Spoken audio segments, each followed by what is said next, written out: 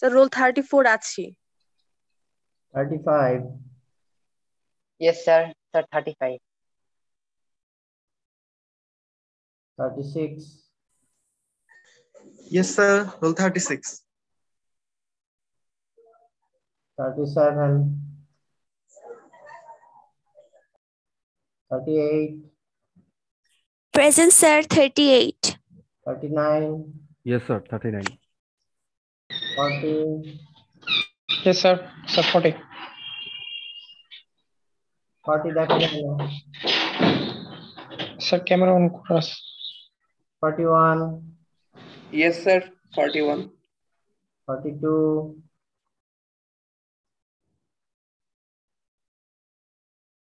44, Yes, sir. 44. Yes, sir. 44. 45, Yes, sir. 45. তোমরা সবাই mute করে রাখো।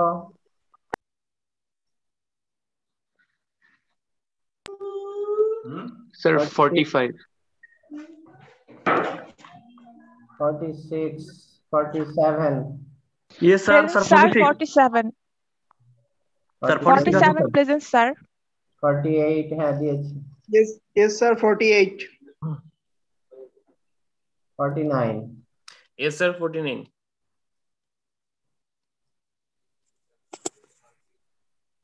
49, Yes, sir.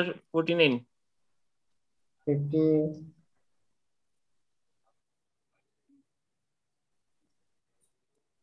Yes, sir. Roll 50.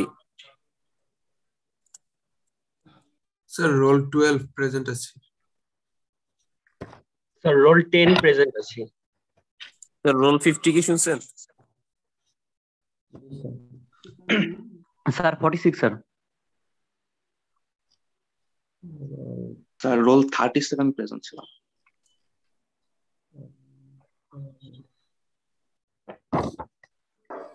Sir, 46, sir. Sir, 29 present, sir.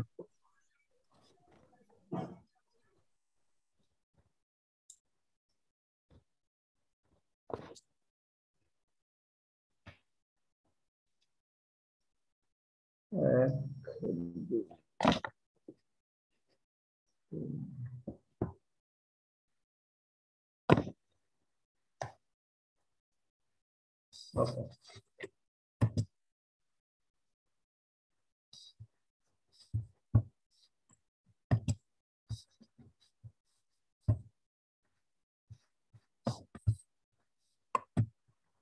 তোমাদের assignment 2 ছবি তুলে নাও।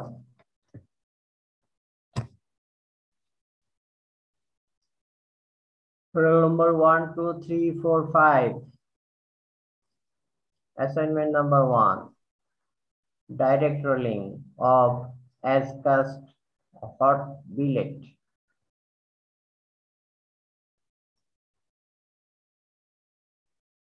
পৃথিবীতে বিভিন্ন দেশে বিভিন্ন ইন্ডাস্ট্রিতে বিভিন্ন ফর্মে এই হট রোলিং করে থাকে। এর ভিতরে একটা হচ্ছে ডাইরেক্ট রোলিং, কাস্টিং এর পরপরই রোলিং করে ফেলে, এটাকে বলা হয় ডাইরেক্ট রোলিং। অনেক সময় বলা হয় হট চার্জিং, নানান ভাবে এটার নাম আছে। তো এইটার উপরে তোমাদের সেকেন্ড অ্যাসাইনমেন্ট রোল 1, 2, 3, 4, 5। এবার অ্যাসাইনমেন্টে লেখা হবে না, রিপোর্ট লাগবে না, এটা হচ্ছে প্রেজেন্টেশন। 5 minutes presentation.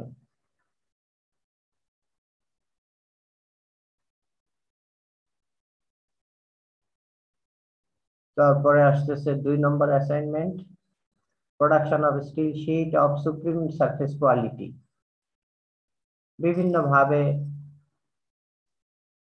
বিভিন্ন রকমের প্যারামিটার কন্ট্রোল করে সারফেসের কোয়ালিটি এক্সট্রিমলি ফাইন করা সম্ভব। তোমরা কে কি ভাবতেছো? তার উপরে একটা presentation, production of steel sheet of supreme surface quality. 3 নম্বর প্রেজেন্টেশন তোমার টপিক হচ্ছে slitting technology is an industrial revolution.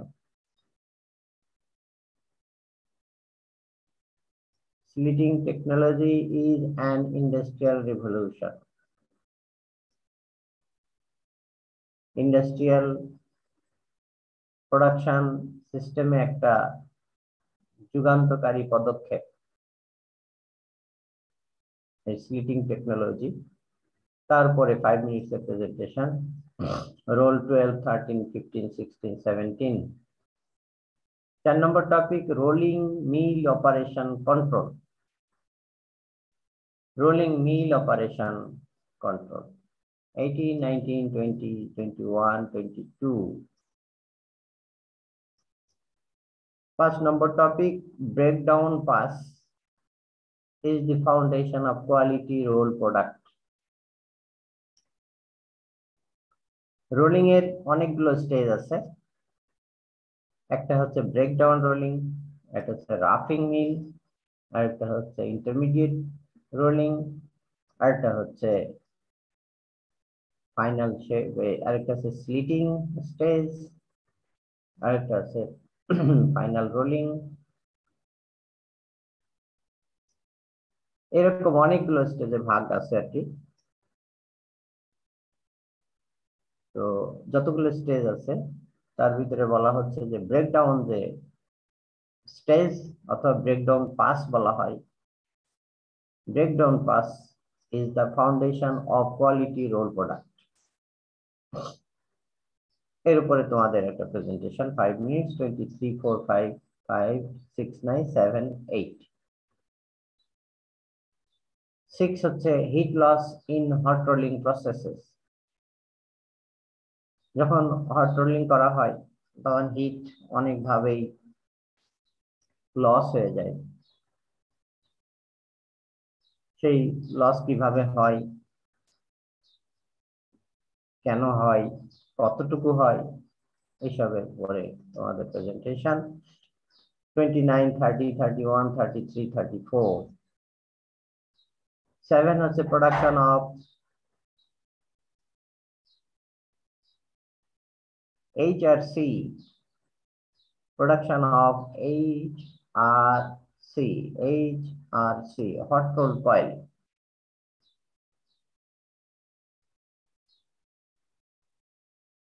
8 number topic, control of hardened case depth for TMT steel products। TMT steel products।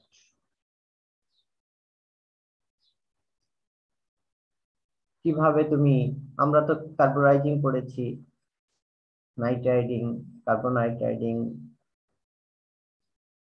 তারপরে Nitro carburising, সায়ানাইডিং, অনেক কিছু আমরা করেছি। Case depth control কিভাবে করে সেটা আমরা দেখেছি। ইন্ডাস্ট্রিয়াল যে টিএমটি সিস্টেমে কিন্তু এই ধরনের কার্বোরাইজিং করা হয় না, নাইট্রাইডিংও না, অন্যভাবে তার হার্ডেন কেস কিন্তু। আর ওই জায়গায় হচ্ছে কেস ডেপথ আলাদা জিনিস, আর হার্ডেন কেস আরেকটা জিনিস। কেস ডেপথ হচ্ছে যে পর্যন্ত সারফেস থেকে ভিতরে যে ডেপথ পর্যন্ত কেমিক্যাল কম্পোজিশন চেঞ্জ করে দেওয়া হয়, that is case depth. Harden case depth আলাদা জিনিস। ইন্ডাস্ট্রিয়াল প্রোডাকশন আমরা রডে করে থাকি, টিএমটি।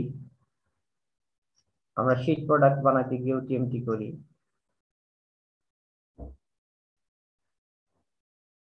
তো সেই কিভাবে আমি এই জিনিসটাকে কন্ট্রোল করব, possible way to control the harden case depth, সেটার উপরে প্রেজেন্টেশন 40, 41, 2, 4, 5। লাস্ট টপিক যেটা TMT steel sheet. TMT steel sheet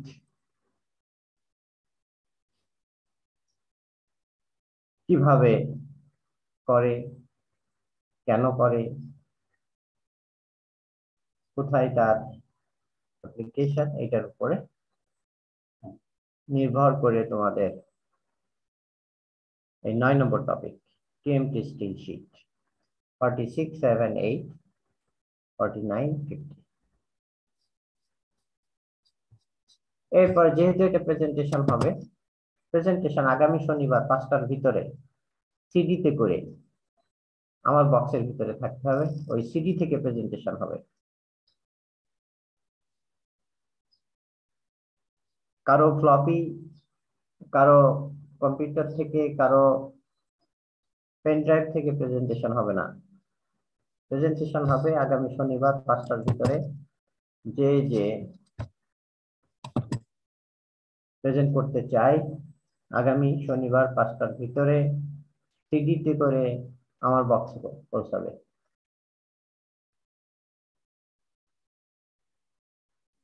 sir এখানে কি স্যার গ্রুপের সবাইকে প্রেজেন্ট করতে হবে? প্রত্যেকের আলাদা আলাদা প্রেজেন্টেশন, একজনের সাথে আরেকজনের প্রেজেন্টেশন মিললে কপি হয়ে গেলে দুইজনই 0 পাবে। স্যার এক্ষেত্রে ধরুন যারা ঢাকার বাইরে বাইরে আছে তারা না হয় সিডির মাধ্যমে প্রেজেন্টেশন আপনার সামনে জমা দিল, কিন্তু সে তাহলে প্রেজেন্ট করবে কি করে সবার সামনে? প্রেজেন্ট করবে আমার এখান থেকে শেয়ার হবে। তো তো তারপর আমি যখন বলবো যে প্লিজ নেক্সট স্লাইড, তখন আপনি স্লাইড চেঞ্জ করবেন। বুঝি নাই। তার আমরা স্যার শীট বাই শীট বা স্লাইড বাই স্লাইড ধরে প্রেজেন্ট করতে হবে। সেক্ষেত্রে স্যার যখন বলবো যে নেক্সট স্লাইড প্লিজ, বা যখন আমি মানে যে প্রেজেন্ট করবো এটা ব্যবস্থা করা হবে, ওইটা চিন্তা করো না। Okay sir. ওইটার ব্যবস্থা থাকবে, তোমার কপি তোমার কাছে রাখবা। আমার কাছে 2টা কম্পিউটার থাকবে, একটা কম্পিউটারে তোমার প্রেজেন্টেশন তুমি ওখান থেকে শেয়ার করবা, আরেকটা কম্পিউটারে তোমার প্রেজেন্টেশন আমি আলাদাভাবে দেখবো যে পেজ বাই পেজ মিলতেছে কিনা। No modification will be allowed. তার মানে স্যার অ্যাকচুয়ালি সিডিতে করে আমরা আপনার কাছে প্রেজেন্টেশন জমা দেবো। আমার কাছে আলাদা সব সিডিতে দেওয়া লাগবে না। তোমরা যে হলে থাকে তাকে একজনকে ইনচার্জ করতে পারো। বিশেষ করে এটার দায়িত্ব হচ্ছে সিআর এর দায়িত্ব। তার কাছে একটা পাঠিয়ে দিবা, সে কপি করে সিডিতে দিয়ে আমার বক্সে পৌঁছানোর ব্যবস্থা করবে। সিআর যদি কোনো কারণে মানে তার সমস্যা হয়, অসুস্থ থাকতে পারে বা অন্য কোনো ঝামেলা থাকতে পারে, সে তোমাদের ভিতর থেকে কারো মাধ্যমে এই কাজটা করবে। স্যার আমি কি 50টা জমা নিয়ে একটা সিডির মধ্যে রেখে দিয়ে আসবো, এরকম? হ্যাঁ হ্যাঁ হ্যাঁ হ্যাঁ, নো প্রবলেম, নো প্রবলেম। আর স্যার প্রেজেন্টেশনের সময় একটা সিডি বেস। হ্যাঁ স্যার আমার এক্ষেত্রে একটা প্রশ্ন ছিল। বলো। প্রেজেন্টেশনের সময় আমরা আমাদের নিজস্ব কম্পিউটার থেকে প্রেজেন্ট করব, কিন্তু স্যার আপনি দ্বিতীয় একটা কম্পিউটারে দেখবেন যে স্লাইড বাই স্লাইড একদম মিলে যাচ্ছে। স্লাইড বাই স্লাইড তুমি যখন প্রেজেন্ট করবে, আমার আরেকটা কম্পিউটারে তোমার ওই পাওয়ার পয়েন্ট প্রেজেন্টেশনটা আমি ওপেন করব। আমি দেখবো একটাতে, আর আমি তোমাদের প্রেজেন্টেশন আমি এক কম্পিউটারে দেখবো, যেমন এখন দেখছি শেয়ার করে। আর আমার ওই কম্পিউটারটাতে শুধুমাত্র ডিসপ্লেতে থাকবে তোমাদের প্রেজেন্টেশন, যেটা তোমরা দেখবে না, আমি দেখতে পারবো। Okay sir. ওকে স্যার, বুঝতে পেরেছো? Yes sir. ফলে কোনো প্রবলেম নাই, প্রবলেম একটাই, সেটা হচ্ছে যে শনিবার 5টার ভিতরে আমার তোমার প্রেজেন্টেশন যার যার পৌঁছাবে সেই শুধুমাত্র প্রেজেন্ট করতে পারবে। That is the only problem. আর যত প্রবলেম আছে সবগুলো সলভ করা যাবে।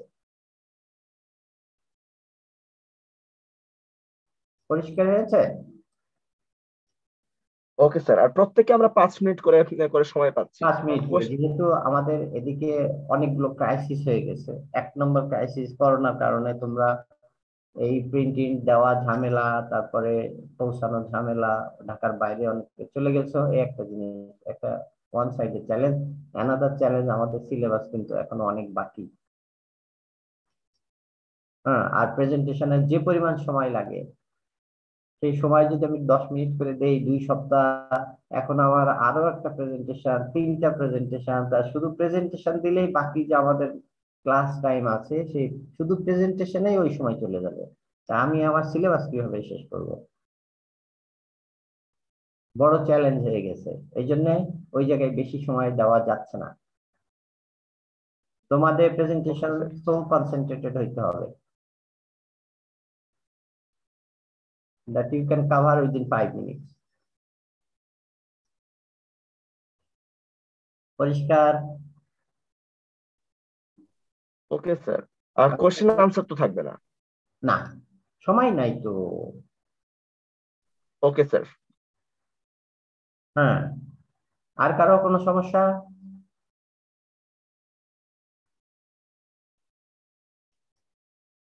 কেউ আছো নাকি? এরপরে কিন্তু আর কেউ ফোন টোন করতে পারবে না। যার কিছু জানার থাকে সে আমাকে এখন জেনে নিতে হবে, ফোনে কেউ কিছু জিজ্ঞেস করবে না।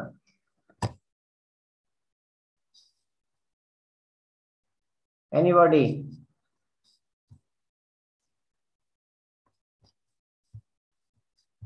নাই, প্রবলেম নাই।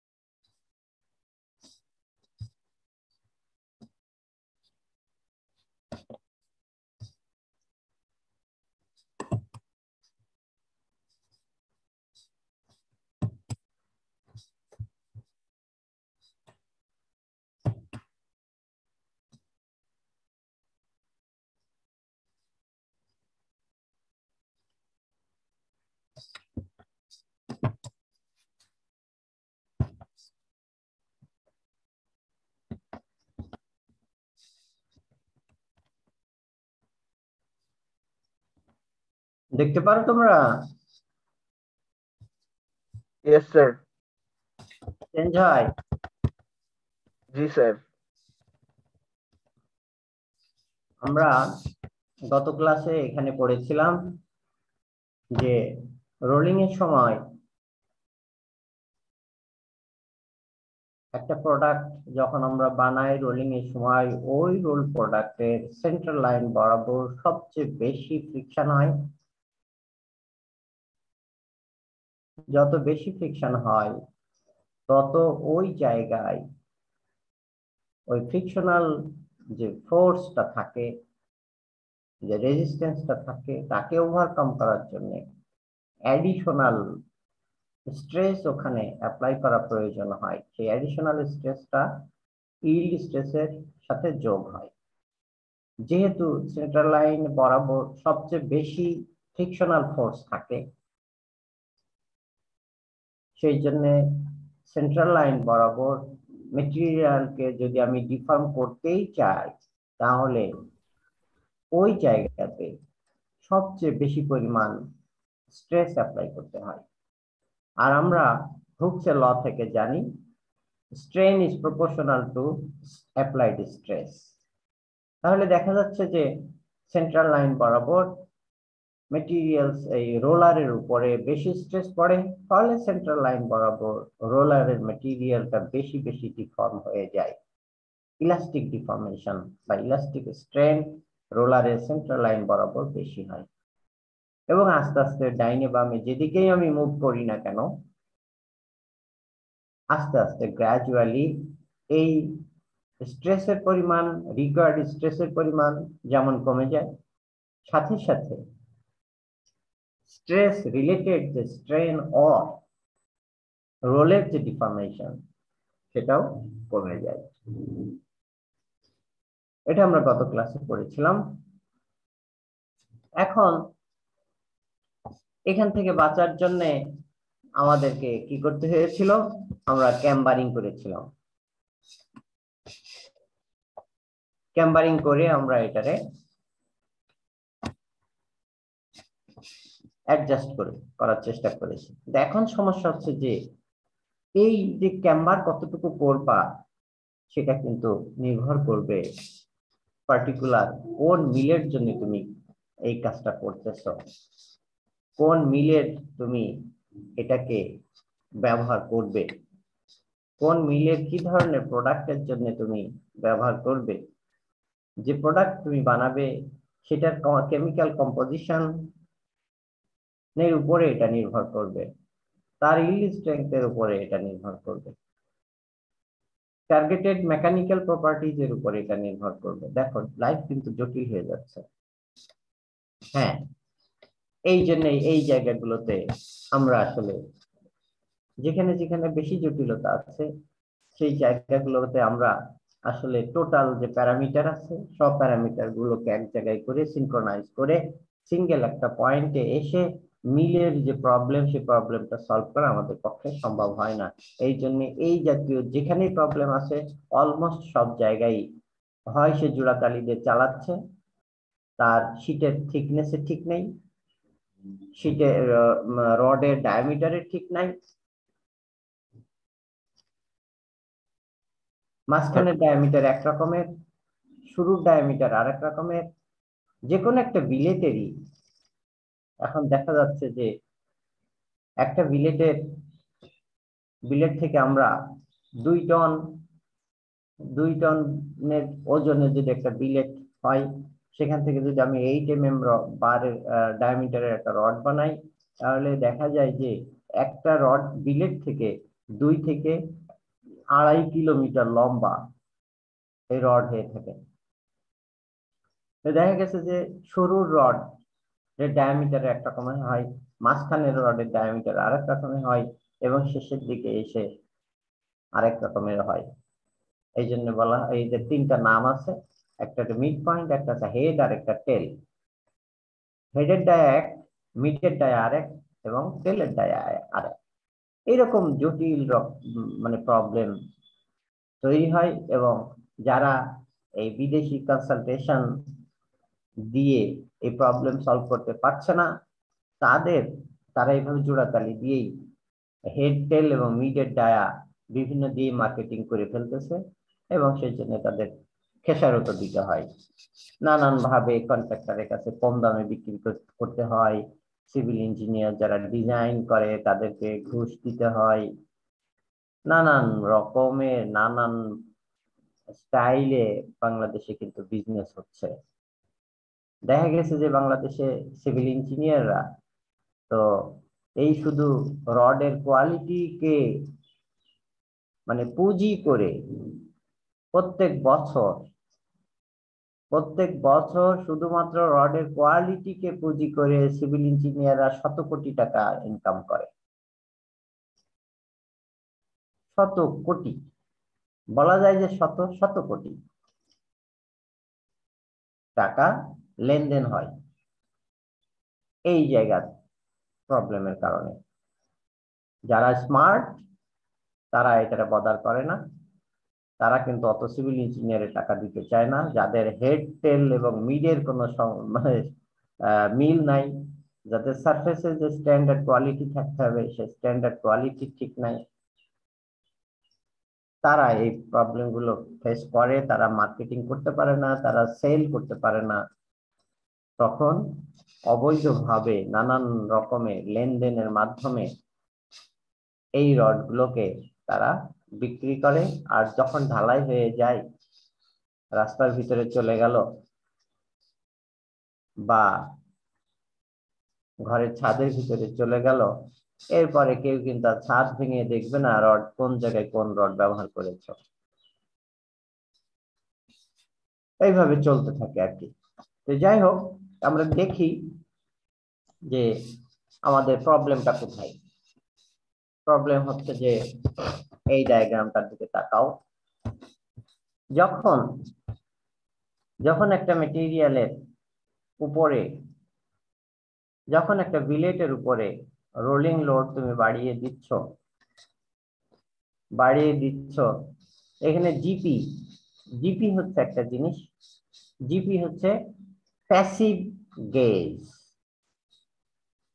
প্যাসিভ গেজ বলতে আমরা বুঝি যে সেট ভ্যালু, তুমি একটা রোলার যে সেট করেছো সেই দুই রোলারের মাঝখানে যদি প্রোফাইল রোলিং করো, যেমন রডকে আমরা প্রোফাইল রোলিং বলি, অ্যাঙ্গেলকে প্রোফাইল রোলিং বলি, শীটকে ফ্ল্যাট রোলিং বলি। তুমি যদি শীট রোলিং করো তাহলে এই জিপি হচ্ছে প্যাসিভ গ্যাপ, যেটা এটা ডিফাইন করবে, এটা ইন্ডিকেট করবে হচ্ছে ওই শীটের রোলিং করার আগে তুমি যে থিকনেসটা সেট করে রাখছো সেটা set value of the thickness. আর যদি তুমি প্রোফাইল রোলিং করো, রড রোলিং করো, তাহলে জিপিটা হয়ে যাবে set value of diameter of the rod, diameter of the gap. এখন কথা হচ্ছে আমি ডায়া সেট করেছি 10 mm, রোলিং যদি করি, রোলিং করলে সেই 10 mm হবে না, বেশি হবে না কম হবে?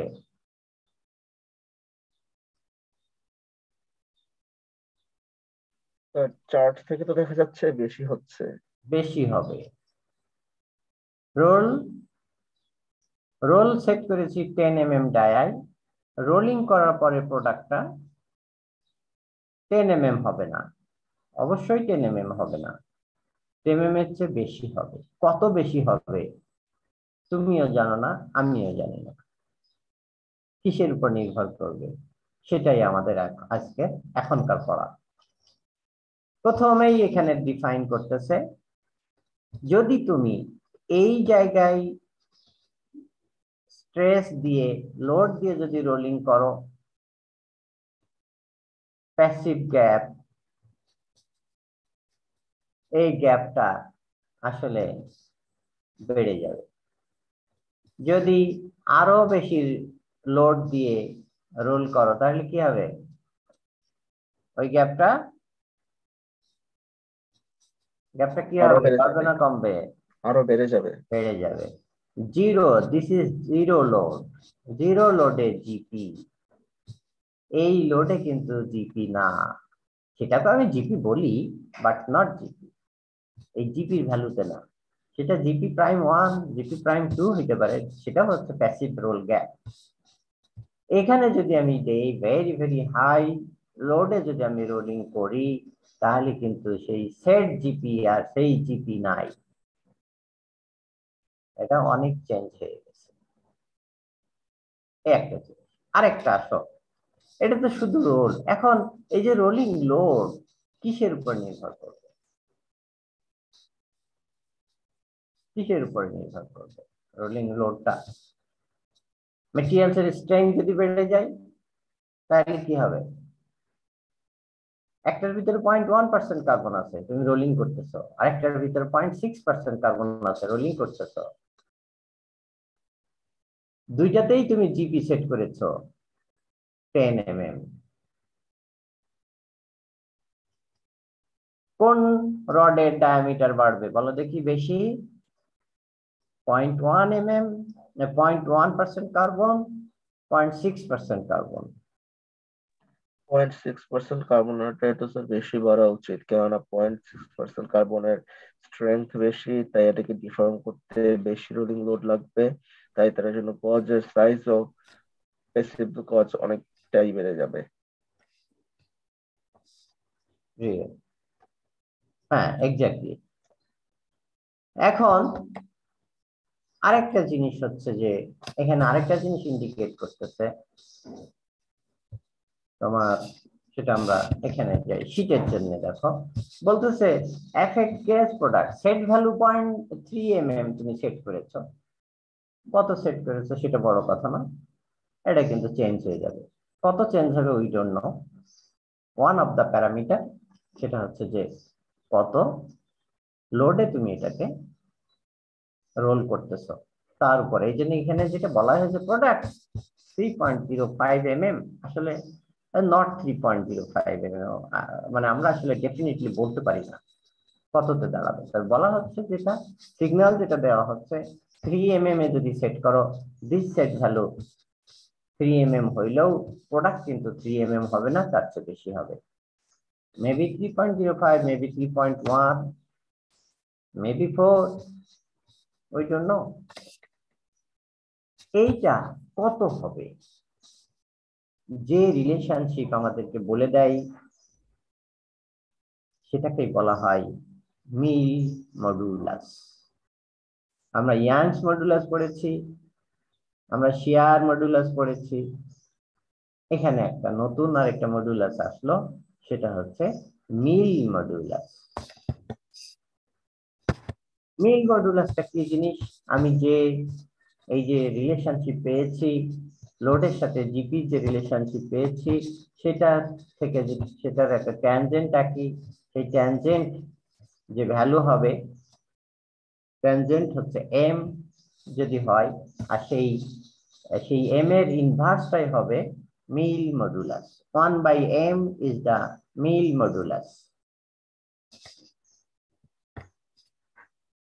এখন যেটা হলো যে তোমার এই মিল মডুলাস আমাদের অ্যাক্টিভ যে গ্যাপ, এটাই কিন্তু GA equal to GP plus 1/m L। GA হচ্ছে active roll gap, active roll গ্যাপই তোমাকে বলে দিবে এই প্রোডাক্টের ডায়া কত হবে, থিকনেস কত হবে। সরাসরি আমরা তাকে যদি গেজ নামে ডাকি, গেজ দিয়ে যদি ডাকি, তাহলে আর থিকনেস ডায়া কোনো ফ্যাক্টর আসবে না। গোল প্রোডাক্ট হইলে ডায়া, ফ্ল্যাট প্রোডাক্ট হইলে থিকনেস, সেটাকে আমরা গেজ বলে এক্সপ্রেস করে থাকি। তাহলে active G equal to set value of P, মানে প্যাসিভ জি প্লাস 1/m। এই 1/m হচ্ছে মিল মডুলাস, আর এল হচ্ছে লোড। এই মিল মডুলাসটা কত হবে সেটা আবার কিসের উপর নির্ভর করতেছে, গ্যাপটা কত বেড়ে যাবে সেটা কিসের উপর নির্ভর করে?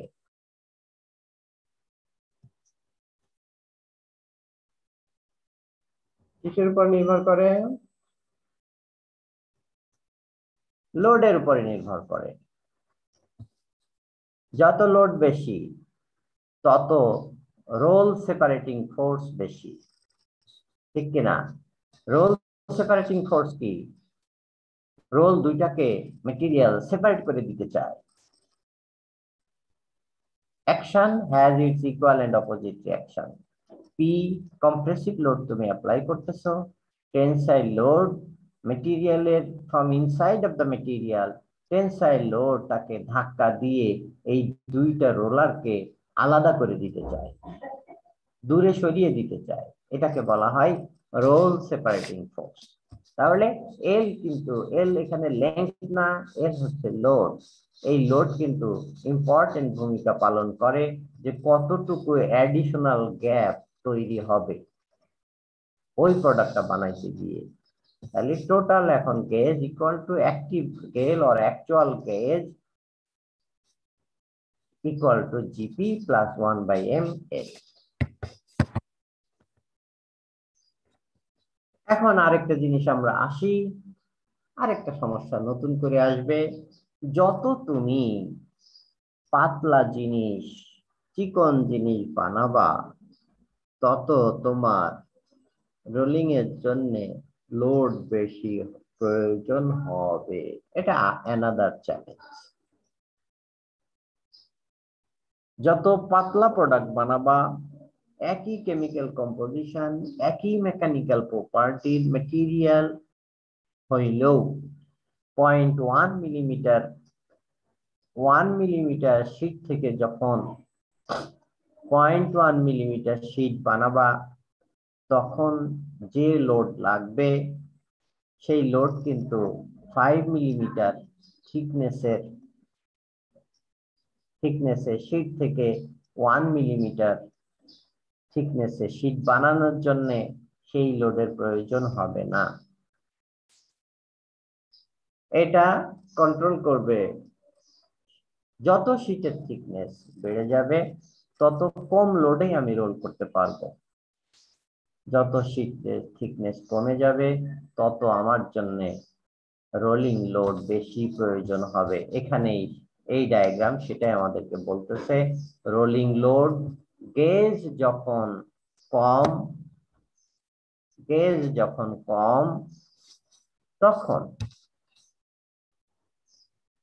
তখন রোলিং লোড ইনফিনিটি। দেখো যখন গেজ একেবারেই কম, ভেরি ভেরি থিন, তখন রোলিং লোড ইনফিনিটি, রোলিং করাই যাবে না, কোনো মিল দিয়েই রোলিং করা যাবে না, সম্ভব নয় রোলিং।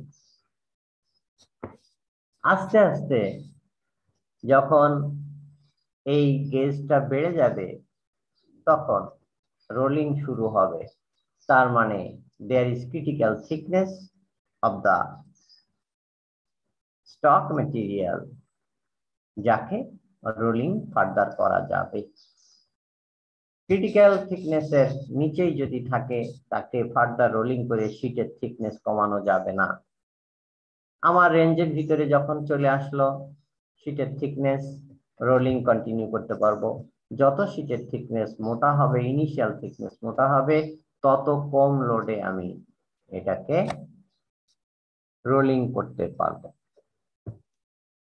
রোলিং করতে পারছি। আরো যদি কমে যায়, আরো যদি বেড়ে যায় গেজ, তাহলে আরো কম লোডে আমি রোলিং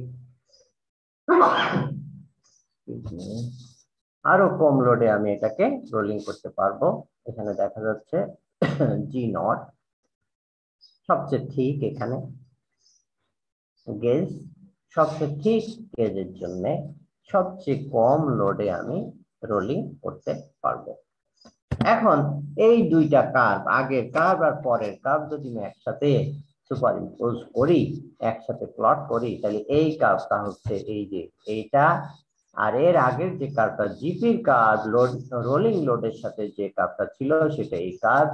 এই দুইটা কার্ভ যে জায়গায় এসে ইন্টারসেক্ট করলো সেই পয়েন্টেই হচ্ছে যে আমি কোন ভ্যালু সেট করলে ওই মিলের জন্য, এই জন্য প্রত্যেকটা মিলে আমাদের দরকার হবে এই কার্ভটা প্লট করে নেওয়া, মাস্টার কার্ভ তৈরি করে নেওয়া, আর তৈরি করে নেওয়া হচ্ছে এইটার মাস্টার কার্ভ তৈরি করে নেওয়ার পরে আমি কোন লোড দিচ্ছি, কত আমি গেজ চাই, সেইটার উপরে বেসিস করে আমি বলে দিতে পারবো যে আমি জিপি সেট করলে আসলে জিএ ভ্যালু আমার কত হবে, এটা আমি বের করে নিতে পারি। এইটার জন্য কিন্তু মনে হচ্ছে খুব সহজ একটা কাজ, আসলে সহজ কাজ না। এই প্রত্যেকটা গেজের জন্য রোলিং আমাদেরকে করতে হবে, সেটা ডেটা কালেক্ট করতে হবে, তারপরে আবার এই প্রত্যেকটা জিপির জন্য আবার ডেটা কালেক্ট করতে হবে, সেইটা আবার সুপারইম্পোজ করে এখান থেকে ডিসিশন নিতে হবে, তারপরে এক্সপেরিমেন্টাল ভ্যালু আর তোমার এই যে এভরিডে কিছু চেঞ্জ আসবে, সেটাও আবার কেন চেঞ্জ আসবে, কারণ আজকে আমার মিলের স্বাস্থ্যের যে অবস্থা আছে, আমার রোলারের যে ফিজিক্যাল কন্ডিশন আছে, মেকানিক্যাল কন্ডিশন আছে, আমার হাউজিং সিস্টেমের যে মেকানিক্যাল কন্ডিশন, ফিজিক্যাল কন্ডিশন আছে, কালকে সেটা নাও থাকতে পারে, কিছুটা চেঞ্জ হয়ে গেলে যেতে পারে। যদি চেঞ্জ হয়ে যায় এই ফিজিক্যাল কন্ডিশন, মেকানিক্যাল প্রপার্টি, যদি রোলার হাউজিং এ চেঞ্জ হয়, ফাউন্ডেশনে চেঞ্জ হয়, তাহলে কিন্তু আমাদের সবকিছুই কিছু হইলেও চেঞ্জ হয়ে যাবে। এই জন্য যদি কেউ এক্সাক্ট গেজের প্রোডাক্ট বানাইতে চায় তাহলে প্রত্যেক দিন এসেই কিন্তু ক্যালিব্রেট করে নিতে হয় যে আসলে আমার প্রোডাক্ট আজকে আমি এই ডায়ার বানাবো, তো এই ডায়ার বানাইতে গেলে আমার আসলে সেট ভ্যালুটা কি হবে, অথবা গতকালকে যে সেট ভ্যালুটা ছিল সেই সেট ভ্যালুটা আজকের সাথে এটা কম্প্যাটেবল হয় কিনা, এটা দেখে নিতে হয়, যেটা আমরাও করি। আমাদের তোমরা জানো অপটিক্যাল এমিশন স্পেকট্রোমিটার আছে, গতকালকে আমরা মেশিনটা অন করেছি, আমরা কিন্তু শনিবারে অন করি আর হচ্ছে বুধবার সন্ধ্যাবেলায় অফ করা হয়। এই মেশিনটা আর অফ করা হয় না, কারণ অফ করলেই, অফ করে যখনই অন করা হয় তখন কিন্তু তার জন্য নতুন ভাবে ক্যালিব্রেট করতে হয়। নতুন ভাবে ক্যালিব্রেট না করলে এই মেশিন বুধবারের দিন যেভাবে কাজ করেছিল, যেভাবে স্পেকট্রোমিটার মানে এমিশন যে ডিটেকশন যেভাবে করেছিল, ডিটেক্ট করা তার ক্যাপাবিলিটি যা ছিল সেটা আজকে হয়তো নাও থাকতে পারে। এই জন্য তোমরা যারা কাজ করো তোমাদের আমি বলে দেই, তোমাদের এটা পড়ানো উচিত ছিল 411 কিভাবে ওইএস এর ডেটাকে রিক্যালিব্রেট করে স্ট্যান্ডার্ডের সাথে মিলানো যায়। এটা কিন্তু আমি যখন 411 পড়িয়েছি ছেলেদেরকে তখন কিন্তু আমি প্রত্যেকটা জিনিসের রিক্যালিব্রেট করে কিভাবে এটাকে রিয়েল লাইফে ব্যবহার করা যায় সেইভাবেই কিন্তু আমি কিন্তু 411 অনেকদিন পড়িয়েছি, এখন আর পড়াই না। তো ওইএস এর ডেটাকে আজকে করলাম, কালকে কিভাবে রিক্যালিব্রেট করব, সেটাকে কিভাবে মানে আপ টু ডেট ডেটায় কনভার্ট করব, সবকিছুই আমরা শিখিয়েছি আর কি। তা এখন তোমাদের বিশেষ করে আমার ছাত্রদের যে অবস্থা দেখলাম, তারা তো কিছুই জানে না যে কিভাবে রিক্যালিব্রেট করে, কেন করে, এই ধারণাই তাদের নাই। আমার আন্ডারে যে কয়েকজন প্রজেক্টে থিসিস করতেছে তাদের কারোরই ধারণা নাই, আমি দেখেছি আর কি। তো এইভাবে হইলে যেটা হয়, রিয়েল লাইফের যে প্র্যাকটিক্যাল লাইফে গেলে প্রত্যেকটা পদে পদে মানুষ যখন ধাক্কা খাবে, তোমাকে কিন্তু ধাক্কা দিয়ে তারা শিখিয়ে দিবে না, বরং ধাক্কা দিয়ে পিছনে দিয়ে দিবে। আর যে আপ টু ডেট নলেজ নিয়ে থাকবে সে হচ্ছে সামনে এগিয়ে যাবে। এটাই রিয়েল লাইফ। এখন আসো আমরা দেখি যে অনেক সময় একটা মিলে জোর করে যদি আমরা রোলিং করার চেষ্টা করি তাহলে আমাদের অনেক ক্ষতি হয়ে যায়, আমাদের গ্যাস কিন্তু আনকন্ট্রোলড হয়ে যায়। সেটা আমরা এখন একটা প্রবলেমে দেখব। Problem number 6, metal strip 4 mm thickness is cold rolled in one pass under the condition given below. এই হচ্ছে কন্ডিশন। আমার মিলের ডেটা দিয়ে দেওয়া হচ্ছে। রোলিং লোড হচ্ছে 225 যখন কিলোনিউটন, তখন রোল সেট 3.6, সেট ভ্যালু বা প্যাসিভ গ্যাপ 3.63 আর অ্যাকচুয়াল গ্যাপ হচ্ছে 3.83। 3.83 mm এর স্ট্রিপ তৈরি করলো। 360 যখন সে 3.36 সেট ভ্যালু সে তৈরি করলো 3.68। 450 3.10 হচ্ছে সেট ভ্যালু, সে তৈরি করলো 3.5। 600 যখন রোলিং লোড, তখন সে রোল গ্যাপ দেওয়া হয়েছে 2.48, সে তৈরি করেছে 3.02। 700 যখন রোলিং লোড, তখন আমাদের সেট ভ্যালু বা প্যাসিভ গ্যাপ 1.78 ছিল, আর 2.4 আমি সেখান থেকে রোলিং করে পেলাম। এই হচ্ছে data. Calculate the mill modulus and show how it is used to determine the roll setting required to produce a strip of 3.25 mm thickness. আমি এই ডেটাকে কাজে লাগিয়ে কত রোলিং লোড দিতে পারি, কত আমার প্যাসিভ গ্যাপ দিয়ে আমি যদি রোলিং করি তাহলে আমার আলটিমেট প্রোডাক্ট 3.25 মিলিমিটার থিকনেস হবে, সেটা আমাকে করতে বলা হচ্ছে। আরেকটা বলা হচ্ছে discuss the sources of error. এই যে ক্যালকুলেট করতে গিয়ে কি কি এরর আমার আসতে পারে সেগুলো ব্যাপারে আলোচনা করতে বলতেছে, ডিসকাস করতে বলতেছে। সলিউশন হচ্ছে আমাদের একটু আগেই যে ফর্মুলাটা আমরা দেখেছি, GA = GP + 1/m L.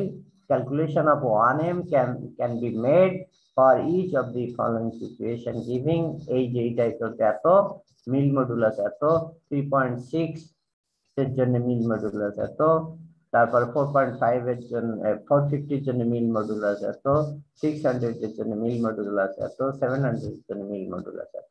দেখো একটা মিল মডুলাস কিন্তু ওই দিনের কাজ করতে গিয়ে মিল মডুলাস ফিক্সড। এখন যদি তুমি অ্যাবনর্মাল বিহেভ তার সাথে করো, সে কিন্তু তার নিজের বিহেভও কিন্তু অ্যাবনর্মাল হয়ে যাবে। যেটা আমরা দেখছি যে তুমি যে মিলটা কিনে নিয়ে এসেছো সেই মিলটা সুন্দরভাবে চলার জন্যে তার উপরে সর্বোচ্চ 450 কিলো নিউটন লোড অ্যাপ্লাই করলে সে তার স্বাস্থ্যগত কোনো সমস্যা হয় না, সে ঠিক মতো কাজ করতে পারে, তার মাথা খারাপ হয় না। কিন্তু এই 450 কিলো নিউটনের লোড যে সহ্য করতে পারে, তাকে যদি তুমি 600 দাও, যেটা ক্রিটিক্যাল ভ্যালুর চেয়ে বেশি, তখন কিন্তু সে তার বিহেভিয়ার হয়ে যাবে অ্যাবনর্মাল। সে কিন্তু আর মিল মডুলাস, তার একটা fixed value of mill modulus সেটা তার থাকবে না। যেমন 700 আমি যেই দিয়ে দিলাম, এটা কিন্তু 0.971 হয়ে গেছে। আমি যদি এখানে 1000 দিয়ে দিই, মেবি 1.2 হয়ে যাবে। এই যে পয়েন্ট থেকে একটা মিলের ক্যাপাসিটি যদি বলা হয় যে তুমি একটা 1 কোটি টাকার একটা কনসালটেশন কাজ পেয়েছো, যে আমার এই মিলটা তুমি ক্যালিব্রেট করে দিয়ে যাও। মিল ক্যালিব্রেট করতে অনেক কিছু ক্যালিব্রেট করতে হয়। আমি এখন যে জিনিসটা পড়াচ্ছি সেইটা আমি কিভাবে কাজে লাগাবো, সেটা আমি মালিককে পরিষ্কার করে বলে দিব যে তুমি এই রোলিং মিলটা ব্যবহার করার সময় be careful, you cannot exceed rolling load at any circumstances beyond 450.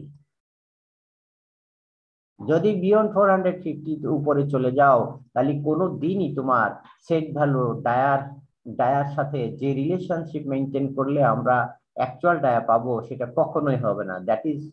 That is হয়ে যাবে আনকন্ট্রোলড। এটা সেট করেছো 10 mm, 11 হয়ে যেতে পারে, 12 হয়ে যেতে পারে, 15 হয়ে যেতে পারে, উই ডোন্ট নো। মানে মিল কর্তৃপক্ষকে সিগন্যাল দিয়ে দেওয়া যে তুমি যে মিলটা নিয়ে এসেছো এই মিলের জন্য ম্যাক্সিমাম রোলিং ক্যাপাবিলিটি অ্যাপ্লাইড লোডের যেটা সে সহ্য করতে পারে সেটা হচ্ছে 450। উদাহরণস্বরূপ আমরা বলতে পারি, তুমি যদি ইন্ডিয়ান একটা মারুতি সুজুকি গাড়ি কিনেছো আর একটা টয়োটা জাস্ট মনে করো যে, অথবা হোন্ডা, তোমার হোন্ডার একটা সিআরভি কিনেছো। হোন্ডা সিআরভি যখন তোমার 100 কিলোমিটারে যাবে, তখন এই গাড়িতে কোনো জার্কিং কোনো কিছু বোঝা যাবে না। কিন্তু মারুতি সুজুকি গাড়িটাতে যখনই তুমি 60 কিলোমিটারের উপরে স্পিড দেওয়া শুরু করবা, দেখবা সে from inside of the car দেখবা একটা হালকা হালকা ভাইব্রেশন আসতেছে। তার মানে সে তার বডির সাথে ওই স্পিডটা কোপ করতেছে না। যদি 70-80-তে চলে যাও, এটা হয়ে যাবে কিন্তু ফুলি আনকন্ট্রোল। যে কোনো মুহূর্তে যে কোনো ভাবে সে অ্যাক্সিডেন্ট করে ফেলতে পারে, আনকন্ট্রোল স্পিড এসে চলতেছে। এইরকম প্রত্যেকটা তোমার ইতে যে দেখবা যে ডায়াল গেজে তোমার গাড়ির ভিতরে যে ড্যাশবোর্ড আছে, সেখানেও কিন্তু তোমার ওই হোন্ডা সিআরভি কিন্তু স্পিড রেঞ্জ কিন্তু সেট করা আছে 180 কাছাকাছি সেট করা আছে, 160-তে সেট করা আছে। কিন্তু মারুতি সুজুকিতে দেখবা 100-এ সেট করা আছে। তার মানে তার ক্রিটিক্যাল ভ্যালু লেস দেন 100। আর বয়স বাড়ার সাথে সাথে আরো এটা কমে যায়। আর আমি যদি হোন্ডা সিআরভি বলি, তার ক্রিটিক্যাল রেঞ্জ কিন্তু এটা তোমার 160-এর নিচে। ফলে আমি যদি 100-এ যাই, সে কিন্তু বুঝবেই না যে তার উপরে একটা এই গাড়িটা 100 কিলোমিটার বেগে চলতেছে, তার ভিতরে জার্কিং বা অন্য কোনো ডিসকমফোর্ট কিছু আসবে না। এইরকম আমরা একটা মিলের স্বাস্থ্যগত ব্যাপারটা আমরা বলে দিতে পারি, যে মিলের ম্যাক্সিমাম অপারেটিং লোডের কথা আমরা বলে দিতে পারি। আমরা মিলের কোন গেজ সেট করলে কোন গেজ তুমি পাবে সেটা আমরা বলে দিতে পারি। ডায়ামিটার টেলে কত হবে, হেডে কত হবে সেটা আমরা বলে দিতে পারি। তার মানে ওভারঅল একটা রোল প্রোডাক্টের, বিশেষ করে এই জায়গায় আমরা যেটা পড়ছি সেটা হচ্ছে একটা রোলিং মিলের রোল প্রোডাক্টের শীটের অথবা রডের যাই হোক না কেন, তার থিকনেস অথবা ডায়ামিটার কেমন হবে আফটার রোলিং, এই মিল যে প্রোডাক্ট বানাইলে সেটা আমরা বলতে পারবো। আর যদি আমরা এক্সাক্ট ডায়ামিটার বা এক্সাক্ট গেজে আমরা প্রোডাক্ট চাই, সেই ক্ষেত্রে আমাদের সেট ভ্যালু কত হইতে হবে সেটাও আমরা বলে তাদেরকে হেল্প করতে পারি, but that is very very difficult job. অনেক সময় ধরে তোমাকে মিলের পরিবেশ, স্বাস্থ্যগত ব্যাপার স্যাপার, হাউজিং এর কন্ডিশন, ফাউন্ডেশনের কন্ডিশন, সয়েলের কন্ডিশন, এই লটস অফ প্যারামিটার এর সাথে ইনক্লুডেড আছে। জিনিসটা অত সহজ নয়। তারপরও আমি বারবার যেটা বলি, very very difficult but not impossible. কারণ ডিফিকাল্ট কাজ সবাই করতে পারবে না, এটাই স্বাভাবিক। যেমন তোমাদের ভিতরেই একটা প্রশ্ন যদি একটু ক্রিয়েটিভ প্রশ্ন হয়ে যায়, সেই প্রশ্ন তোমাদের ভিতরে আমরা দেখেছি এতদিনের মাস্টারির অভিজ্ঞতায় আমরা দেখেছি যে ম্যাক্সিমাম স্টুডেন্ট সেই প্রশ্নটাকে বাইপাস করে যায়, বাইপাস করে গিয়ে অন্য প্রশ্ন আনসার দেয়। একইভাবে ফ্যাক্টরিতে গিয়েও কিন্তু এই প্রশ্নের মতোই অনেক কিছু জায়গা আছে ভেরি ভেরি ক্রিয়েটিভ, কিছু কিছু জায়গা আছে ভেরি ভেরি সিম্পল। সিম্পল জায়গায় যারা কন্ট্রিবিউট করবে তারা সিম্পল বেতন পাবে, ক্রিটিক্যাল জায়গায় যারা কন্ট্রিবিউট করবে তারা বেশি বেশি বেতন পাবে, এটাই স্বাভাবিক। এখন বলো, কেউ আছো বুঝো নাই?